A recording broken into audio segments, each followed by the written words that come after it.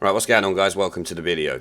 So yesterday, the Brexiteer MP and likely future Cabinet Minister Jacob Rees-Mogg was talking to the LBC host Nick Ferrari and listeners about a no-deal Brexit. The EU and the CBI's director Carolyn Fairburn, who is a prolific Project Fear merchant and ardent Remoaner who gets absolutely destroyed by Nick Ferrari. Let's check it out. Like a darling. Try again. Andrew is in Harlow. Andrew, you're on the radio. Try again. Jacob Rees-Mogg is waiting. Good morning, sir. Good morning. Yes. Okay, morning, Jacob. The Morning, question Andrew. I have is, with the ability to probe Parliament now taken off the table by the MPs in Parliament, does that not bring a no-deal Brexit even closer, that we leave with no deal? Well, I never thought the row about proroguing Parliament was a very serious one. I think the idea that any... In as much as it would never happen, Mr. Rees-Mogg. Never happened. Right. No, Mr. Ferrari, you're quite right, that a democratic country does not simply abandon its Parliament, that you can't do that, that if there's no majority, the default is to have a general election, not simply to suspend Parliament. So although it could have been used tactically to suspend business of Parliament for a couple of days, it could never have been used for 3 months just to stop Parliament sitting. So I'm not worried about the bill that was passed last week. I don't think it has any real effect or doesn't change anything very much. It doesn't bind Mr. Johnson's hands. Doesn't bind Mr. Johnson's hands any more than in reality they were bound beforehand. By the process. Our constitution runs on conventions, not on specific laws, and good prime ministers always obey the broad conventions because they get into such trouble if they don't, and they lose the support and the goodwill of the electorate, which is ultimately what they depend on. So I'm not worried about the change on prorogation or the attempt to change prorogation. But Andrew's point, does it make leaving without a deal more likely? Leaving without a deal is the default position. And all these people are spouting off saying we can't possibly leave without a deal. They voted for the Withdrawal Act and they voted for the Article 50 Act, both of which have the logical consequence that you leave without a deal if you haven't got a deal. So what the current Chancellor's Exchequer means when he says this is terrifying and all those sorts of things, I don't know, because he voted for these things. Quick response from you, Andrew. Well, that's what I thought. See, I've been trying to work this out. They're trying to say that they want to leave with a deal. We could have used the proroguing of Parliament as a way of saying we're serious about this to the EU 27, which might have forced them to the table. Now we can't do it. The only thing I can see logical is we let the clock run down and we leave with no deal, which is what they're trying to stop. It's crazy. Andrew, I think you make a very good point. I think if you want a deal, prepare for no deal, and then you may persuade the EU that you're serious and you may get a deal. But that you're quite right, Andrew. If you take away the power of the government to indicate that it's preparing for no deal, makes it less likely that you get a deal that can get through Parliament. Andrew, thank you. Before I bring... So the first question was from a guy named Andrew, who was asking about proroguing Parliament being taken off the table at the vote last week. And does it make no deal more likely? Well, first off, proroguing Parliament is not off the table. It's just been made so Parliament will have to open for Northern Ireland business. But as other Remoaners have said, that still only gives Parliament something like 5 days to stop no-deal Brexit, so still not enough time. Jacob states he did not think Parliament was ever going to be prorogued anyway. It's just an option to counter the Remoaner MPs' media interviews saying they would stop no deal, of course. Boris threatening to prorogue Parliament kept his negotiating position strong. He points out the bill last week does very little, which is contrary to what the Remoaners have said, but they're always talking shit, so what else is new? Jacob rightly states it was a complete waste of time on the part of Philip Hammond, Rory the Soy Boy Stewart, and all the other fuckpigs who either voted for the amendment or abstained last Thursday. They did not bind the next PM's hands any more than they was before. The Remoaners did it to make themselves feel like they had some power and to help fuel the Project Fear bullshit they spout constantly within their interviews, saying we are binding the hands of Boris Johnson when in actual fact it literally means nothing. He points out leaving without a deal is the default position that all these MPs voted for in the Withdrawal Act. And that is the case. We heard the SNP idiot Ian Blackford saying the same thing. He had to admit it's the default position. That's why they're all clamouring now to try and stop it. Let's move on to the next clip. Daniel's in Radlett and you're through to Jacob Rees-Mogg. Daniel, go ahead. Good morning to you. Good morning, Nick. Good morning, Mr. Rees-Mogg. Good morning, Daniel. Good morning. What do you think that Boris should say, if elected, to the EU in terms of negotiation? And if asked, what advice would you give him? Well, what I would say to the EU is what I would have said in the very beginning. I'd have said we are not the sort of country that treats citizens badly, so anyone who's already here will retain the rights that they've got and will have the same rights as British citizens. And just not bother with the negotiation on that, just say that's what we will do. I would then say they want money and we want a trade deal, and that we will do a deal on that basis. They can have their £39 billion if we have a comprehensive free trade deal coming into effect on the 1st of November. And I think that means every side wins. They get their money so that their budget isn't affected, the Irish economy carries on, because a very large percentage of Irish exports pass through the UK and don't want to be held up at Dover or any of those sorts of things, or have tariffs imposed. And we want a trade deal because we want to continue trading with our nearest neighbours. And I think that would satisfy everybody. It would be a much simpler deal than what's currently being proposed. It doesn't need a backstop. And the only reason we haven't got to that is that the EU, for negotiating purposes, invented a rule to say it couldn't consider the future relationship. There's nothing in Article 50 that stops that. Let's talk about some of the developments that we've seen as regards the European Union and other key posts. If I'm saying it correctly, Ursula von der Leyen will be the next president, replacing Jean-Claude Juncker. She's had a checkered background as the defence minister in Germany. What do you make of that appointment? Jacob Rees-Mogg. Well, the EU never learns, does it? What do you mean by that? Well, there's huge democratic discontent with the EU. You saw that. You saw the decline of the vote share for the major parties in the European elections, and you're seeing it in elections across Europe. So what does the EU do? In response to that, it has a classic Franco-German stitch-up, and all the posts get divvied up according to the interests of France and Germany. To federalists. But the ECB goes to a French lady, the Commission goes to a German. It's absolutely classic. It's only the French and the Germans who count. Everyone else is an also-ran, and democracy is for the birds. What path do you think she might choose for the European Union under her guidance? Well, she's an arch-federalist. She wants an army. She wants to get rid of vetoes. She wants tax policy to be subject to qualified majority voting. Thank heavens we're leaving. It's their problem, not ours. The Commission's first Vice President, Frans Timmermans, last week said that they expected Harry Potter-style wizardry from Westminster. Instead, they ended up with Corporal Jones from Dad's Army. Did you recognise that description of David Davis? Oh, I think that's very unfair on David Davis. I think that... well, he was our first Brexit. Perhaps it was Dominic Raab. It wasn't being done by the DEXU Secretary. It was being done by 10 Downing Street, and I think it's unfair on Theresa May. So Ollie Robbins is Corporal Jones.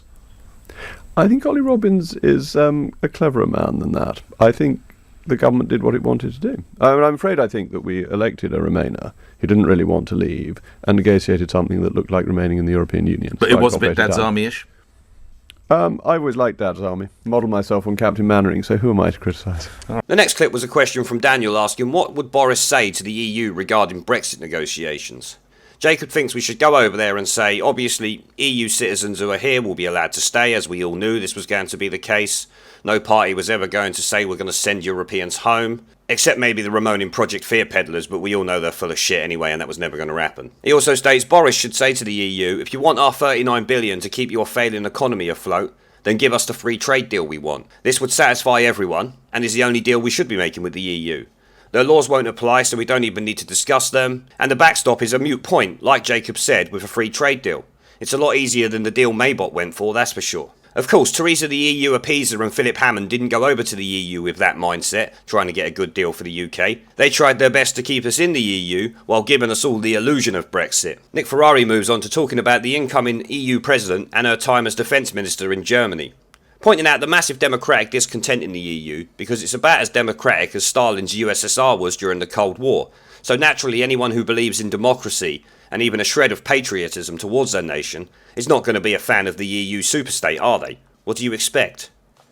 I mean, Jacob said it himself, the EU elections, which of course the Brexit Party and other anti-EU parties had a great showing in. The Brexit Party being the biggest party in the EU Parliament, if memory serves, even though they have no real power, proving the EU's undemocratic system yet again.